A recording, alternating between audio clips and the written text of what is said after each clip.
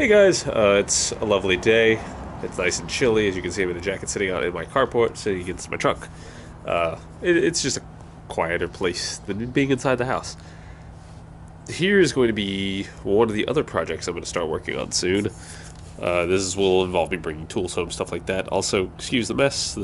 The short answer is that I had this all nice and clean, and then one of my neighbors moved, and she's like, "Let me give you this stuff, and let me give you this stuff," and I didn't want to be like, "I don't want your junk," but I just hadn't dealt with it yet. So the motorcycle is more what I'm worried about.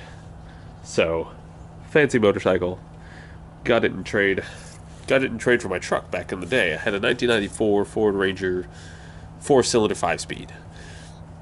Got it for $300. Put $100 of parts into it. Ran great for like 6 years, and then I stopped driving it because I started working from home.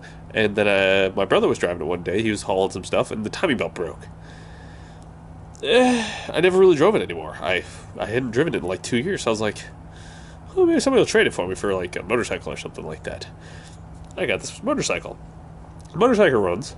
I haven't started it in years. It needs a battery and some gas, but it ran when I got it. Small confession time. I don't know how to ride a motorcycle, nor do I have a motorcycle's license or anything like that. So it's a long-term project, but that was a good time to work on it because I'd like to fix it up and sell it. Use that money to fund other projects that we have, like maybe get better cameras or various things for the stream, fix up the studio some, who knows. Or maybe just get another car.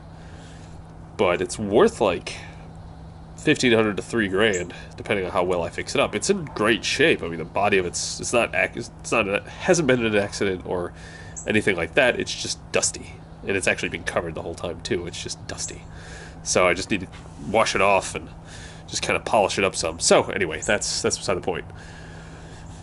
To the Saturday edition stuff, I want to do question and answer. So today I want to post this video asking your lovely automotive questions, mostly about how your shops run. I did get a question yesterday.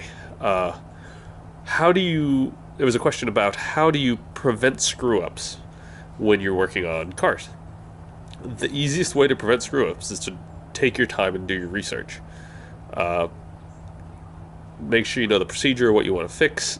Just make sure you know like the torque specs, and that's about all you can do. I mean, you got to do it and test it. And if there's any way you can test it before you're finished, like for instance on a cooling system when you're doing a water pump, if I can, oftentimes I will put the water pump on, fill it up with coolant before I put everything back together. As long as the rest of the coolant system's sealed up, I'll go ahead and pressure test it while I start putting the other stuff back together.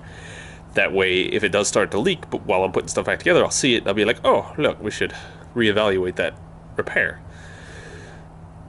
So that is one thing. I do want to get some more questions, and I also want to take them.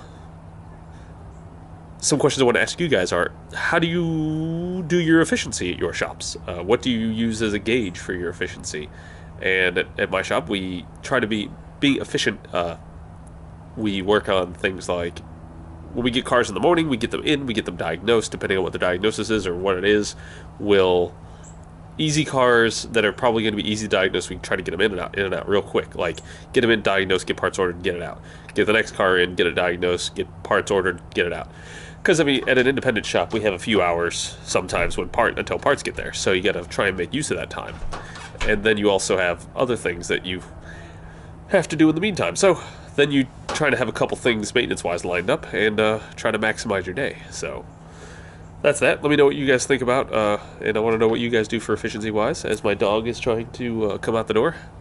So I'll see you guys tomorrow when we have the question and answer video. I'm going to work on the studio a little bit more and see if I can't get it kind of clean.